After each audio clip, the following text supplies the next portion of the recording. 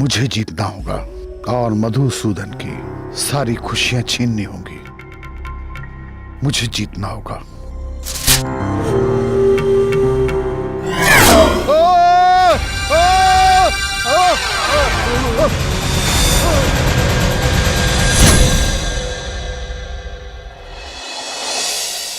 नमस्कार, सावधान India UP fights back में मैं पूजा गौर आप सबका स्वागत करती हूँ।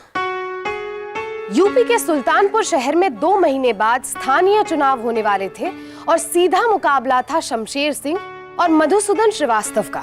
पिछले 15 सालों से शमशेर लगातार जीत रहे थे और जिस शाम उनकी मौत हुई वो अपने घर की छत पर टहल रहे थे।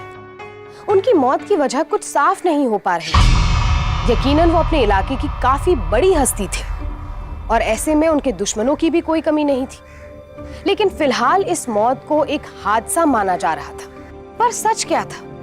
क्या उनकी मौत सचमुच एक हादसा थी या फिर कोई साजिश? आइए इस सच को जानने के लिए पिछले 1 महीने की घटनाओं पर नजर डालते हैं।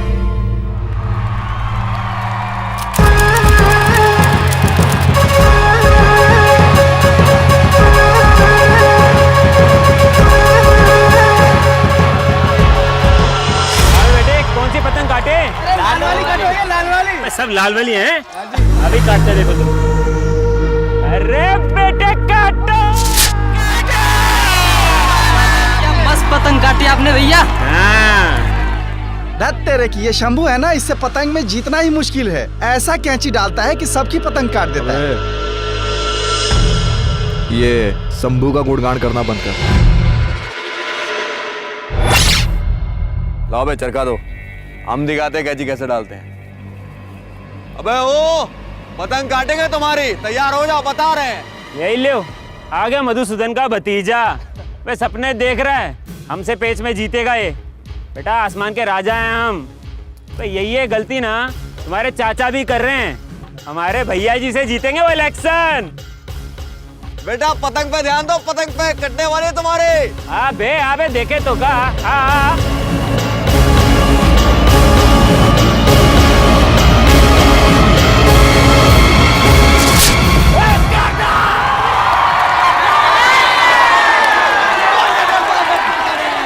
बता लेते तुम्हें काटेंगे। अब एक पेच में जीत के ना ज्यादा सपने ना सजाओ। मिलना चुनाव मैदान में, मुंह की खाओगे, समझे? अच्छा पकड़ो बे। ऐसा है बेटा, आज तक हम ही जीतते आए हैं और हमेशा हम ही जीतेंगे। बोल देना अपने भैया जी को, समझ गए? कुर्सी कल भी हमारी थी और हमेशा हमारी ही रहेगी। अगर कोई आंख उठी तो वो आंख फूटेगी और अगर कोई पैर बढ़ा तो साले वो पैर काट देंगे, बता रहे हैं। तोड़ो ना पैर, देखते हैं हम भी तुमको। जाओ, आ गए तुम्हारे बाप। अबे चल बे चल, चुप कर। जी भैया जी। नमस्ते भाभी। क्या चल रहा है? अरे भैया जी कुछ नहीं। अरे एक पेचे में कहा हराई दिए, अपने आप को बहुत ज्यादा तुरम खा समझ रहे हैं। बहुत गर्मी खा रहे हैं भैया जी, नाप सनाप बक रहे हैं। तो भैया आप कहे ना, साला अभी टांग तोड़ देंगे इनकी। शंभू, तुम्हारी वफादारी पे मुझे कोई शक नहीं, लेकिन ये राजनीतिक जंग है। हाथ पांव से नहीं लड़ी जाती, दिमाग से लड़ी जाती है। एक बार इलेक्शन जीतने दो, उसके बाद उसके ऊपर और उसके चाचा के ऊपर जितने भ्रष्टाचार के केस है ना, सब खुलवा देंगे। अरे भैया जी तब तक क्या करें, हाथ पे हाथ रख के बैठे रहें और उनको कुछ भी करने दें? कुत्तों का काम है भौंकना और हाथी का काम है चलना। बैठो, इलेक्शन के बारे में कुछ बातें करनी है। जी भैया जी। चिरकुट साला। चलो भाई चलो, काट देंगे, बता रहे हैं।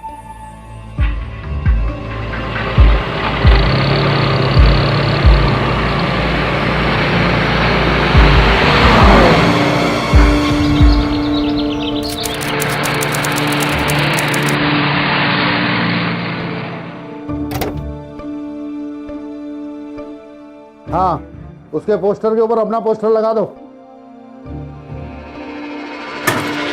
पेट से हुई तो क्या हुआ? हमारी खूबसूरती कम हो गई है का, जो आजकल हमसे मिलने नहीं आते? अरे नहीं बाबा, ऐसी कोनो बात नहीं है। अरे बल्कि हम खुद तुमसे मिलना चाहते हैं। तुम तो जानती हो ना, ये इलेक्शन का वक्त चल रहा है, ऑफिस में कितना काम है, और फिर सारे कार्यकर्ता जो हैं एक दूसरे पे नजर गड़ाए बैठे हैं। सही बताएं ना, अगर हम वहाँ से गायब होंगे तो हो सकता है हमारे पे शक भी हो जाए। अरे भैया जी की परवाह तो एक बार को हम ना भी करें, लेकिन वो मधुसूदन के आदमी, अरे वो तो हमारे ऊपर नजर गड़ाए बैठे हैं कि हम एक को गलती करें और वो पकड़ लें, फिर कितनी बदनामी होगी।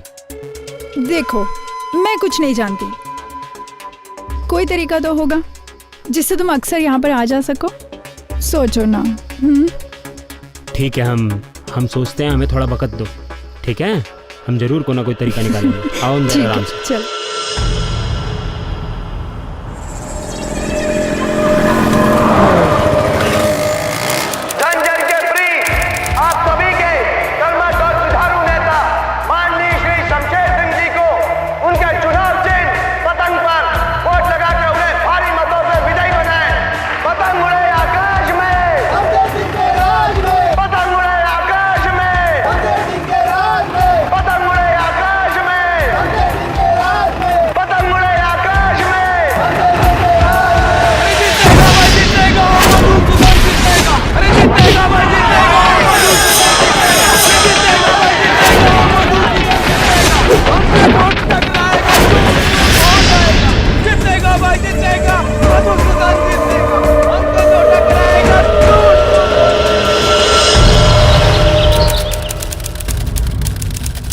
क्या हुआ? ये इलेक्शन हमें जीतना है, कैसे भी, किसी भी कीमत पर। बोलो बेटे, क्या हुआ? चाचा जी, वो इंस्पेक्टर पाठक ऑफिस आया था। अरे उस शमशेरवा की प्रचार वाली पार्टी पर जो हमला हुआ है ना, उसी सिलसिले में आपसे कुछ पूछताछ करना चाहता हूँ। ये शमशेर ससुरा बहुत अच्छी तरह से जानता है कि वो हमला हमने नहीं करवाया, लेकिन फिर भी हम पर इल्जाम लगा रहा है ताकि उसकी पार्टी लोगों पर अपनी पकड़ बना सके। सब समझता हूं मैं, चाल है उसकी। चलो देखते हैं पाठक क्या बोलता है। आओ। चाचा जी, हम भी चलें आपके साथ? हाँ, आ जाओ। अच्छा चाचा जी, प्रणाम। असीम जी चाचा जी। इस बार कोई खून खराबा नहीं होना चाहिए पिछली बार की तरह। जी। हाई कमान की नजर है हम पर, छोटी सी गलती बहुत भारी पड़ सकती है। और अगर उनकी नजर में ना आए तो? मतलब? वक्त आने पर आपको बताएंगे। आओ।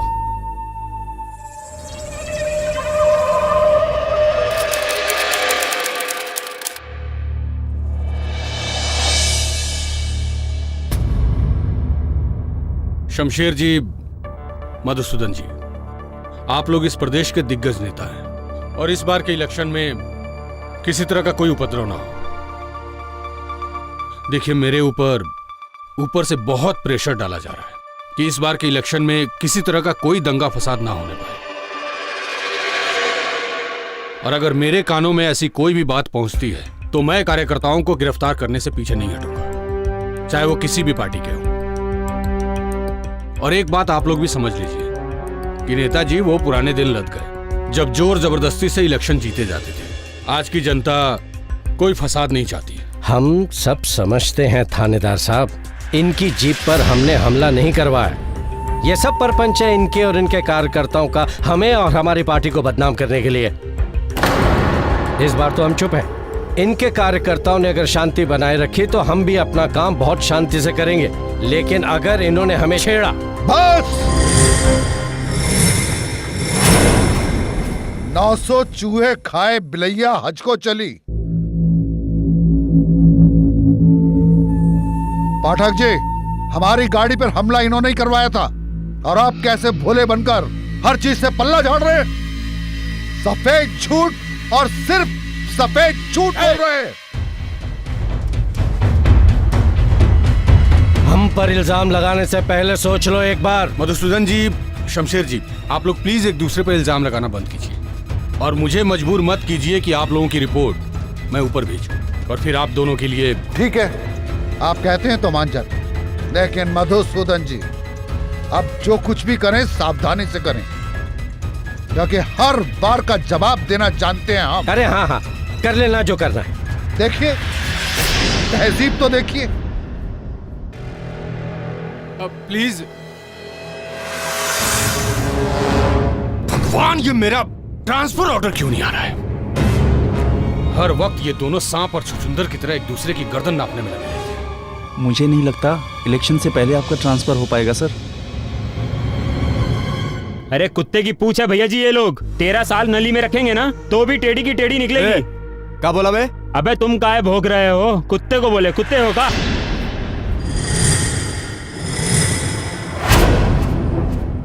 बेटा जानते नहीं हो किस बात उठाए हो तुम। अब देखो काल करते तुम्हारा, रुको। अबे का करोगे? करो ना, करो। शंभू! अरे भैया जी हमें काहे रोक रहे हैं? अरे अंदर देखे नहीं? अरे ऐसे दूध के धुले बन रहे थे जैसे कुछ किया ना हो। अरे हम सब जानते हैं भैया जी, हमला इन्होंने ही करवाया है। शंभू, अपने गुस्से पर काबू रखो। ना तो ये जगह ठीक है और ना ये वक्त ठीक है। बिल्कुल सही कहा तुमने शमशेर, न तो ये जगह सही है और न ही वक्त। और तुम भी अपने कुत्तों को पट्टे से बांध कर रखना सीखो। इस नसीम पर हाथ उठाया है, मेरे भतीजे पर, और इसको कुछ कहने का मतलब है मुझे कुछ कहना। आज के बाद जितने भी तुम्हारे चाहते हैं ना, सबको बोल देना घर से बाहर निकलते हुए 10 बार सोच लें, क्योंकि पता नहीं कौन सा खतरा किस गली की मोड़ पर इनकी घात में बैठा हो। और तू अपनी औकात में रहना सीख। देख लेंगे। अबे चल चल चल। अरे भैया जी आपके सामने पूरे परिवार को अभी ये धमकी दे गए। अरे आप हमें रोके कहा है? अभी खोल दिए होते उनको यहाँ पे। शंभू, राजनीति है, समझने की कोशिश करो। इलेक्शन के बाद इन्हें खुद समझ में आ जाएगा किसकी क्या औकात है। ठीक है भैया जी, चलिए।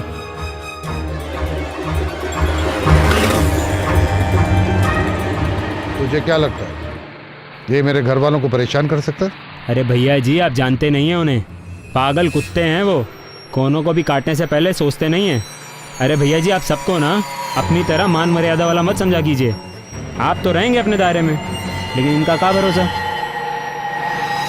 और अगर इतने ही शरीफ होते तो 15 साल से एमएलए नहीं बन रहे होते ये लोग। आपको नीचे दिखाने के चक्कर में ये किसी भी हद तक जा सकते हैं भैया जी। और फिर भौजी भी घर पे अकेली रहती हैं, कहा पता कल को कुछ ऊंच नीच कर दे फिर।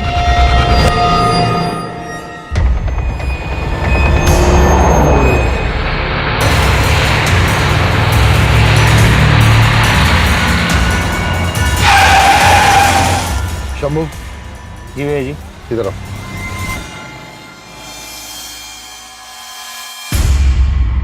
जी भैया जी। जब तक इलेक्शन का काम खत्म नहीं हो जाता तू मेरे घर पे रुकेगा और अपनी भाभी को हर खतरे से दूर रखेगा। अरे भैया जी कैसी बातें कर रहे हैं आप? अरे भौजाई के पास कौन और को छोड़ दीजिए, इलेक्शन का इतना काम है, हम नहीं होंगे तो। पार्टी में और भी लोग हैं, इलेक्शन का काम मैं उन्हें भी सौंप सकता हूँ, लेकिन करुणा की हिफाजत का काम भरोसा तुम्हारे सिवा मैं और किसी पे नहीं कर सकता। ठीक है भैया जी, जैसा आप ठीक समझें। अपनी पहली पत्नी की मौत के बाद शमशेर ने हाल ही में बस 1 साल पहले करुणा से शादी की थी। करुणा खूबसूरत थी और शमशेर से उम्र में काफी कम भी थी। शमशेर बेहद खुश थे कि करुणा उनके पहले बच्चे की मां बनने वाली थी और इसीलिए चुनावी गर्मी के बीच धमकियों के चलते शमशेर अपने होने वाले बच्चे और पत्नी के लिए काफी फिक्रमंद थे। लेकिन शमशेर इस बात से बिल्कुल अनजान थे कि उनकी पत्नी करुणा और उनके पार्टी वर्कर शंभू के बीच कुछ और ही खेल चल रहा था। अब देखना यह था कि चुनाव और जिंदगी की बिसात पर कब कौन क्या चाल चलता है। फिलहाल शंभू की चाल काम कर गई थी।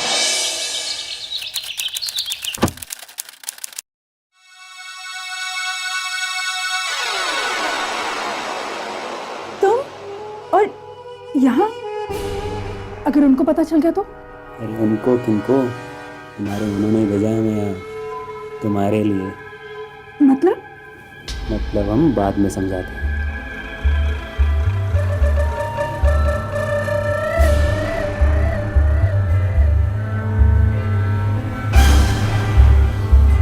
ये हमारा ही है ना?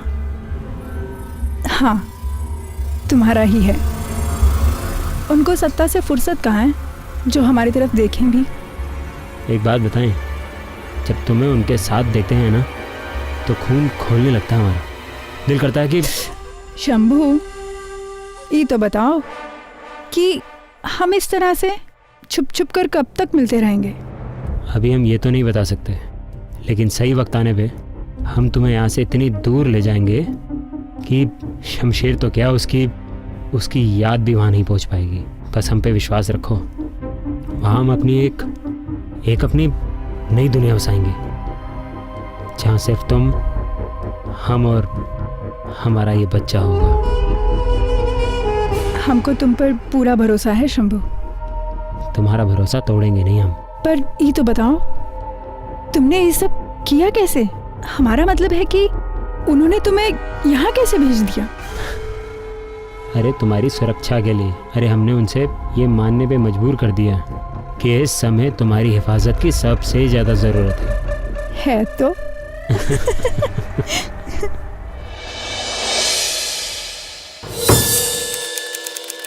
उस शमशेर ने मुझे फंसाया है, उसका बदला चाहिए मुझे।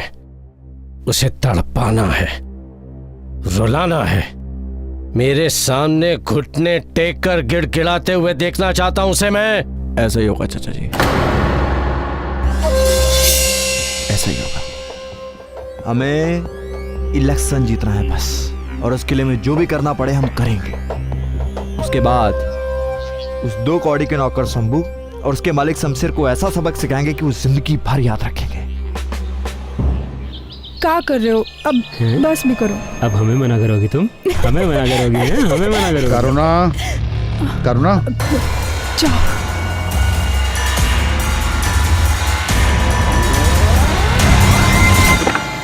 करुणा, ये लो। क्या है इसमें? हाँ, रख लो, इलेक्शन में काम आएंगे।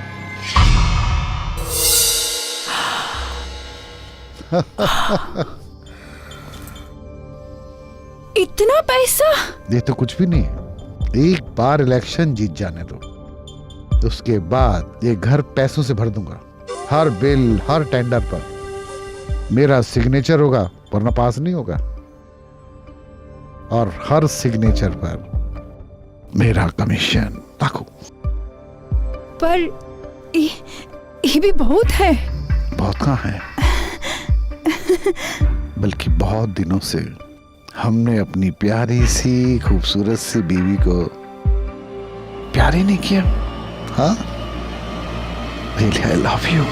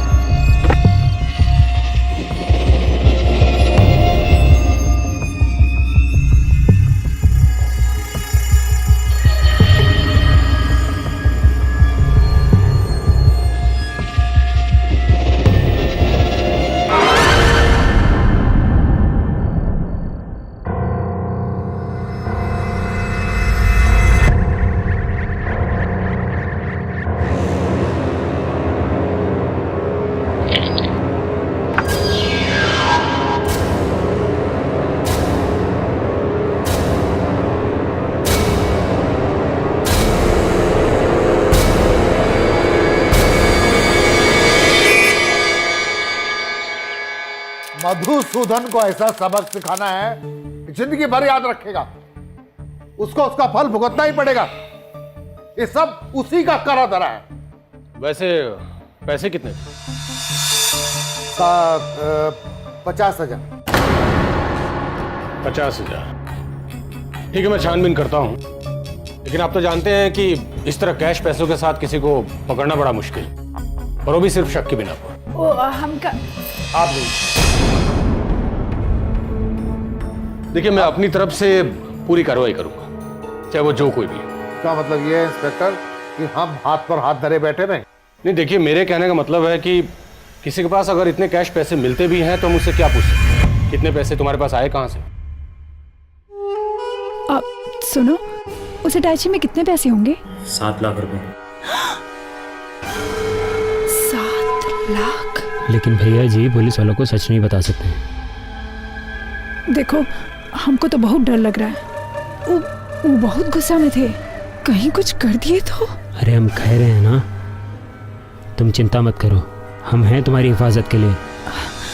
शंभू, 7 लाख बहुत बड़ी रकम होती है और अब तो हम तुमसे दूर भी नहीं रह सकते ना, तो हम कहीं भाग चलते हैं, किसी बड़े शहर में जाएंगे।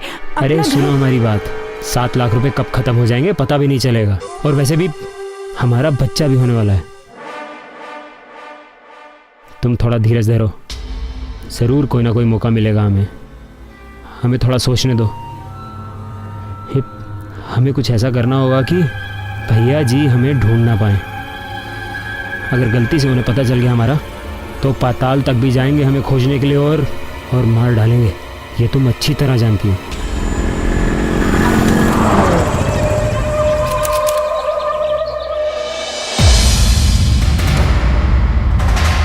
मधुसूदन जी, मैं चाहकर भी कुछ नहीं कर सकता, क्योंकि शमशेर सिंह जी का कहना है कि उनके पैसे या तो आपने चुराए हैं या फिर आपके कहने पर चोरी हुए हैं। मुझे ना चाहते हुए भी FIR लिखनी पड़ेगी। मजाक समझ रखा है क्या? एक मामूली से 50,000 के लिए मेरा नाम घसीट रहा वो?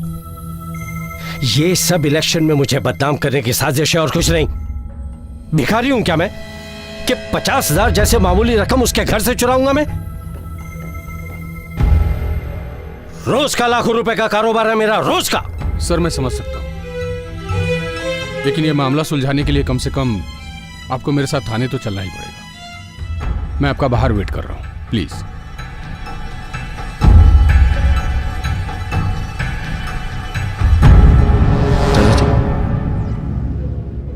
उन लोगों की वजह से आपको पुलिस स्टेशन जाना पड़ रहा है, भरोसा रखिए हम पर। आपके इस अपमान का बदला जरूर लेंगे उन कुत्तों से। आप बस देखते जाइए, मौका मिलते ही।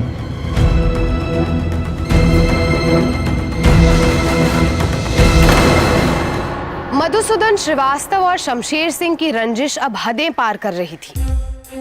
पावर और पैसे का नशा होता ही ऐसा है कि उसके मुकाबले इंसान की जिंदगी सस्ती पड़ जाती है। तो अब इस खेल में क्या होने वाला था, जहां हर किसी की जिंदगी दांव पर लगी थी।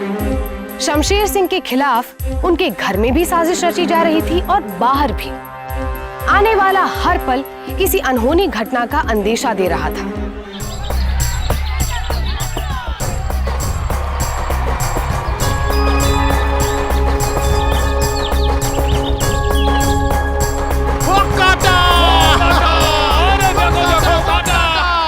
मुझे जीतना होगा और मधुसूदन की सारी खुशियां छीननी होंगी। मुझे जीतना होगा।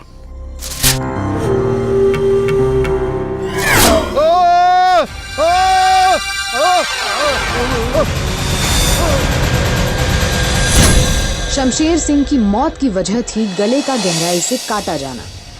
जिन हालातों में उनकी मौत हुई थी, उससे हत्या का शक तो लाजमी था, पर यह हत्या सीधे तौर पर लग नहीं रही थी। लेकिन अगर यह हत्या थी, तो उसका कारण या तो राजनीति की रंजिश था, या फिर शंभू का शमशेर की पत्नी के साथ अवैध संबंधों का अंजाम। आखिर सच क्या था? अब इसका पता पुलिस इंस्पेक्टर पाठक को लगाना था।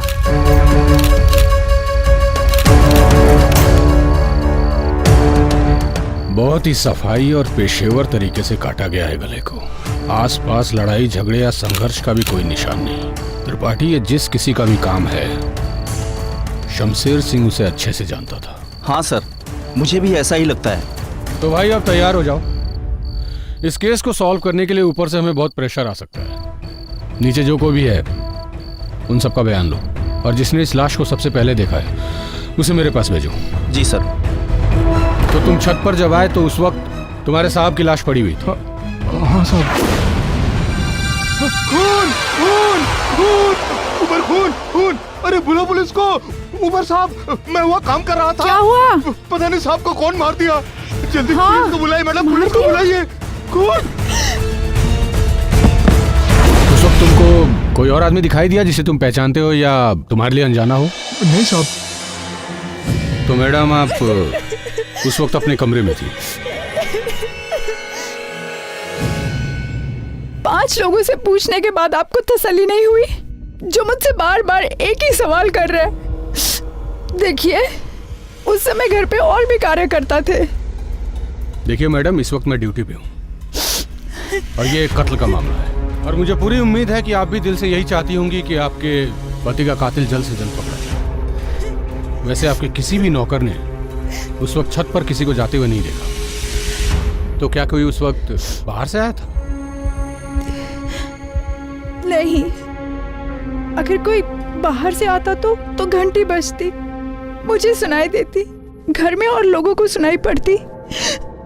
नहीं। छत पर जाने का कोई दूसरा रास्ता? नहीं। शमशेर जी की किसी से कोई खास दुश्मनी थी? दुश्मनी? हाँ, जब से प्रचार शुरू हुआ है काले नाग की तरह उन पर फुनकार रहा था। धमकी पे धमकी दिए जा रहा था वो मधुसूदन। अब जाके उससे क्यों नहीं पूछते कि क्यों मारा उसने मेरे पति को, क्यों मारा? अरे इंस्पेक्टर साहब, भाभी जी सही है कह रही हैं। अरे कितनी बार वो भैया जी को मधुसूदन और उसका वो भांजा वो धमकी दे चुके हैं। सफेद झूठ और सिर्फ सफेद झूठ बोल रहे हैं। हम पर इल्जाम लगाने से पहले सोच लो एक बार।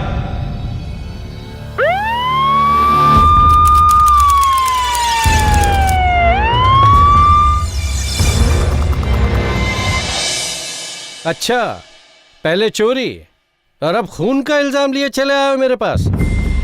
कुछ और है तो बोल दो, बोल दो। मैं गद्दार हूँ, देशद्रोही हूँ, क्या कहते हो, क्या कहते हो? हाँ, स्मगलिंग भी करता हूँ, बोलो। देखो इंस्पेक्टर, पहले जाकर सबूत लाओ, उसके बाद यहाँ आकर पूछताछ कीजिएगा, बता रहे हैं। मैं सिर्फ अपनी ड्यूटी कर रहा हूँ, और ये बात आप लोग भी अच्छे से जानते हैं कि आप लोग अक्सर उनको धमकी दिया करते थे। अरे उन लोगों ने हमें धमकी दी, हमने उन्हें दी, हिसाब बराबर।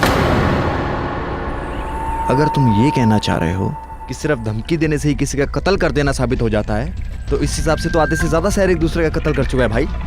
जाइए पहले उन्हें पकड़िए, बात कर रहे हैं, कानून झाड़ रहे हैं। वैसे जितना हमें सुनने में आया है, माननीय स्वर्गीय शमशेर सिंह जी अपनी छत पर मारे गए हैं।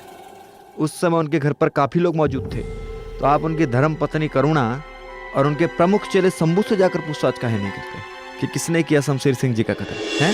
अरे काहे हमारी खोपड़ियां खराब कर रहे हैं? जाइए और अपना काम कीजिए। चलिए चलिए, अरे जाइए।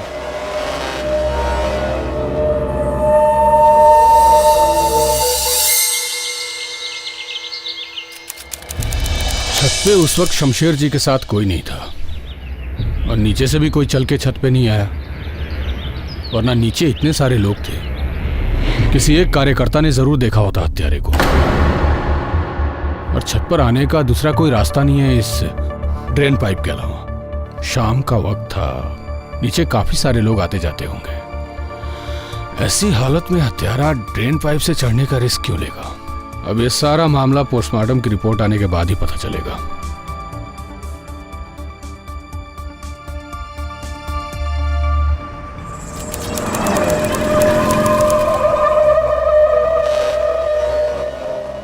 तो डॉक्टर साहब, कुछ पता चला ये कत्ल कैसे हुआ है? सर, मुझे तो ऐसा लगता है जैसे हत्या का कोई हथियार ही नहीं था। इस तरह के कांच का ऑर्डर और गोंद तो सिर्फ पतंग उड़ाने वाले मांझे में ही इस्तेमाल किया जाता है। पतंग उड़ाने वाले मांझे में? इससे पहले कि हम इसे एक्सीडेंट घोषित कर दें, ये मांझे से मौत का क्या चक्कर है? हाँ भाई, अब समझना तो पड़ेगा ही, क्योंकि अगर ये किसी का चक्कर है तो बहुत शातिर खिलाड़ी है। शुक्रिया। ओके। नायलॉन के धागे से बना चाइनीज मांझा बेहद ही मजबूत और खतरनाक था। पेच लड़ाने में पतंग को काटने से ज्यादा चाइनीज मांझा उससे होने वाली दुर्घटनाओं के लिए बदनाम था। आए दिन उससे होने वाली दुर्घटनाएं सामने आती थी। कभी किसी का हाथ कट जाना, कभी किसी की उंगलियां, तो कभी पेड़ में उलझे मांझे में फंसकर किसी परिंदे की मौत। इसीलिए सरकार ने इन घटनाओं को गंभीरता से लेते हुए साल 2010 में चाइनीज मांझे पर प्रतिबंध लगा दिया। पर चूंकि प्रतिबंध लगने से पहले तक लोग इसे खुलेआम इस्तेमाल करते थे और ये बेहद आसानी से उपलब्ध होता था, इंस्पेक्टर पाठक का ये मानना गलत नहीं था कि ये मांझा किसी की हत्या का हथियार भी बन सकता है। इस खतरनाक मांझे के इस्तेमाल से खुले आसमान में उड़ते न जाने कितने मासूम परिंदे गंभीर रूप से घायल होते हैं। इसी के चलते एनिमल वेलफेयर से जुड़े कई एनजीओज ने इस खतरनाक मांझे के इस्तेमाल का विरोध किया है और लोगों में इसकी जागरूकता फैलाने के लिए कई अवेयरनेस कैंपेन्स भी चलाए हैं। पर यहाँ मामला और भी ज्यादा गंभीर लग रहा था, क्योंकि ये एक इंसान की हत्या की ओर इशारा कर रहा था, जो कि एक सोची समझी साजिश लग रही थी।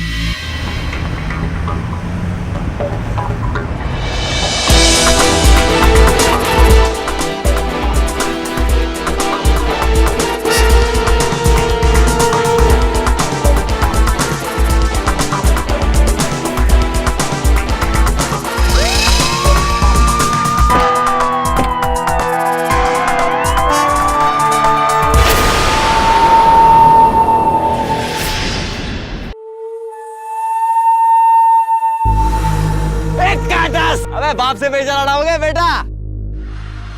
बाप है तुम्हारे बाप। कमाल का पतंगबाज है। मुझे तो ऐसा लगता है सर, कहीं खून इसी ने तो नहीं किया। मुझे भी यही लगता है, लेकिन मधुसूदन का कहना है कि जिस वक्त शमशेर का खून हुआ था, यासीम उसके साथ था। इसलिए फिलहाल हम इसके खिलाफ कुछ नहीं कर सकते।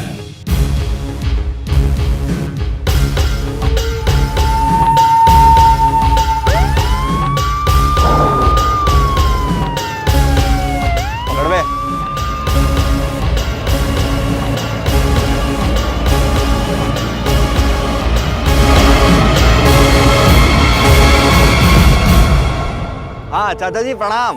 हाँ बोल। हाँ लगता है इन पुलिस वालों ने हमारे खिलाफ हथियार डाल दिए हैं। अरे हम बोले थे ना आपको कि हमें दोषी ठहराने के लिए कोई सबूत नहीं जुटा पाएंगे ये लोग। और अब जब शमशेर रास्ते से हट चुका है और पुलिस का भी खतरा टल ही जाएगा, तो बेटा चढ़ा लो आस्तीन और लग जाओ काम पर, समझे? जी चाचा जी, आप देखिएगा अब हमें इलेक्शन जीतने से कोई नहीं रोक सकता। टेंशन ही नहीं।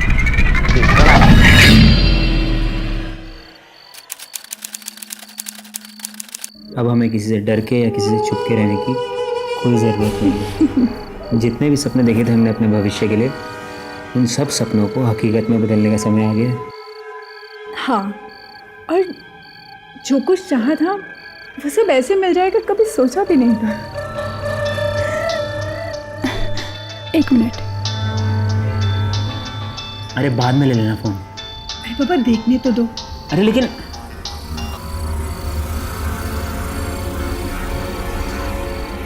हाँ मंत्री जी नमस्ते। पार्टी हाईकमान का कॉल है।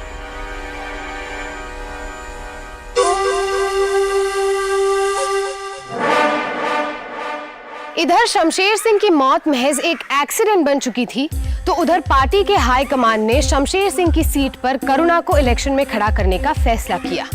गर्भवती विधवा करुणा को सिंपैथी वोट मिलना तय था। हर तरफ उसकी चर्चा थी और ये बात ऑपोजिशन पार्टी को कैसे हजम होती? अगर शमशेर की हत्या एक पॉलिटिकल मर्डर था, तो अब वही खतरा करुणा की जान पर भी हो सकता था। सोचा था सभी कांटे रास्ते से हट गए हैं और जीत का रास्ता एकदम साफ है, लेकिन ये करुणा नाम का बबूल पता नहीं कहां से गया चाचा जी। तो तुमने जो भी सोचा वो गलत था? गलत नहीं था चाचा जी, गलत नहीं था, लेकिन हमने कभी ये नहीं सोचा था कि ऐसा हो जाएगा। अब कुछ और सोचना पड़ेगा, वरना ये हमदर्दी के नाम पे सारे वोट लूट कर ले जाएगी और हम कुछ नहीं कर सकेंगे। बहुत कुछ किया हमने इलेक्शन जीतने के लिए, बहुत कुछ। इतनी आसानी से तो इसे नहीं जीतने देंगे चाचा जी। देख असीम, जो भी सोचना है जल्दी से सोच, और इस बार कुछ भी काम गलत नहीं होना चाहिए, क्योंकि जीत के अलावा हमारे पास कोई दूसरा रास्ता नहीं बचा है। आप अंदर नहीं जा सकते। साला देंगे ना एक घंटा, आप यहीं बेहोश हो जाओगे, समझे? हटो यहाँ से। हमको जो कहा गया है हम कर रहे हैं। देखो हमें ज्यादा गणित मत समझाओ, समझे? क्या हुआ? आने दो इन्हें। अरे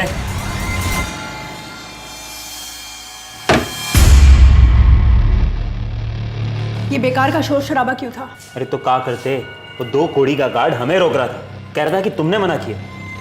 तो सही कह रहा था वो। का? अरे तुम्हारा दिमाग ठिकाने पे तो है? आवाज नीचे करके बात करो। ये मेरा घर है और मुझे मेरे घर में और मेरी राजनीतिक जिंदगी में किसी तरह का शोर शराबा नहीं चाहिए। अब किसी की जागीर नहीं हूँ मैं, जनता की सेवक हूँ। इसलिए तुम मुझसे जितना दूर रहो उतना ही अच्छा। करुणा, हमने साथ में जीवन बिताने के सपने सजाए थे और तुम मुझे कह रही हो कि चले जाओ। देखो शंभू, तुम्हारा मेरे साथ दिखाई देना ये मेरी पार्टी के लिए सही नहीं है। इसलिए अच्छा यही होगा कि तुम इस्तीफा दे दो। किसी को हम पर शक भी नहीं होगा और मेरे ख्याल से यही सबके हित में सही है। देखो करुणा, तुम इस तरह मुझे अपने आप से और हमारे बच्चे से दूर मत करो। तुम समझने की कोशिश क्यों नहीं करते शंभू? ठीक है, अगर तुम यही चाहती हो तो यही है सही, लेकिन एक बात याद रखना, तुम्हें कदम कदम पे हमारी ज़रूरत पड़ेगी और बहुत जल्द तुम खुद हमें यहाँ बुलाओगी। याद रखना। चलते हैं।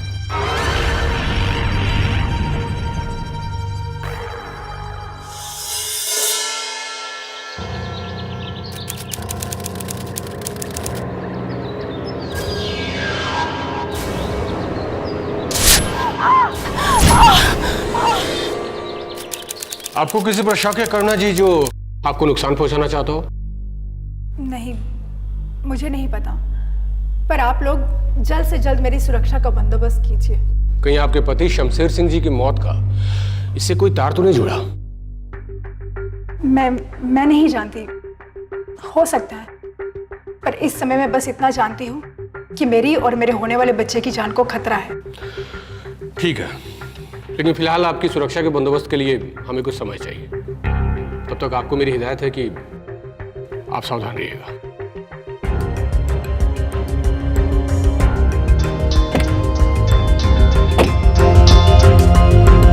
शंभू को हर जगह तलाश लिया मैडम जी, पर उसका कुछ पता नहीं चल रहा। ठीक है।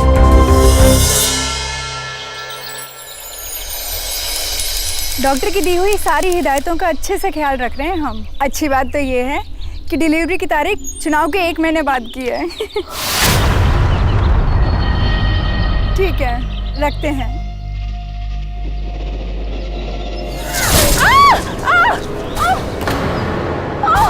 ओह my god, are you okay? इनको जल्दी हॉस्पिटल ले जाओ। उधर पतंग उड़ा है, उधर होगा वो शायद। पकड़ो उसको।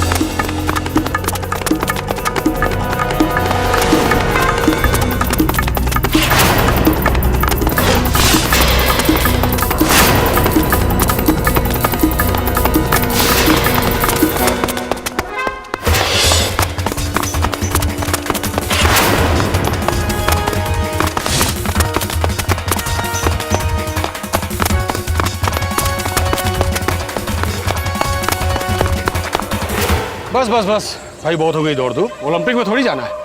पकड़े गए ना तो अपने बारे में कुछ कहना है मिस्टर असीम श्रीवास्तव? अरे पहले ये घूंघट तो हटाइए। ओहो, आप हैं। चलिए, आपकी शिकार करने वाली कला हम बाद में थाने में देखेंगे। हाँ, हमने ही मारने की कोशिश की उसे। क्या करते साहब? अरे उसके कहने पे हमने भैया जी के पैसे चुराए। यहाँ तक कि उसके कहने पे हमने भैया जी को जान से मारा। अरे और क्या करते हम? अरे प्यार करते थे उससे, और आज जब उसके सारे काम हो गए तो अपनी जिंदगी से हमें ऐसे निकाल के फेंक दिया जैसे दूध में से मक्खी। ऐसा सुलूक वो हमारे साथ कर भी कैसे सकती है? आज हमसे बढ़कर उसके लिए पैसा और सत्ता है। नहीं इंस्पेक्टर साहब, अरे उसके साथ और उसकी कोख में पल रहे अपने बच्चे के साथ जीवन बिताने के सपने देखे इंस्पेक्टर साहब हमने। ऐसा कैसे कर सकती है वो? अरे साहब, हमारी जिंदगी बर्बाद करके वो अपनी जिंदगी आबाद नहीं कर सकती। हाँ, शंभू ऐसा कभी नहीं होने देगा। झूठ बोल रहा है वो, ये सच नहीं है। आप ही बताइए, क्यों मारना चाहूंगी मैं मेरे पति को? ये क्यों ऐसे कर रहा है?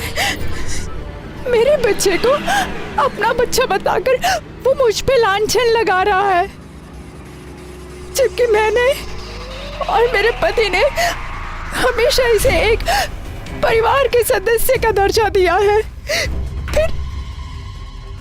फिर क्यों झूठ बोल रहा है?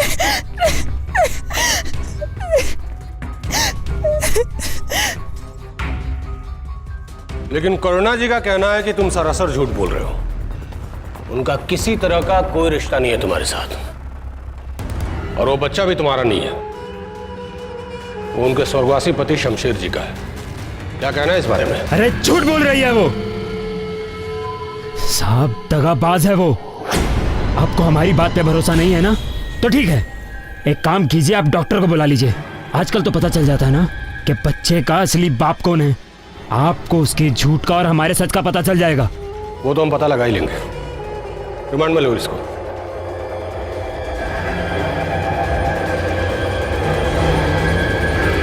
करुणा जी, आपके पति शमशेर सिंह जी की हत्या के संदेह पर मुझे आपको गिरफ्तार करना होगा।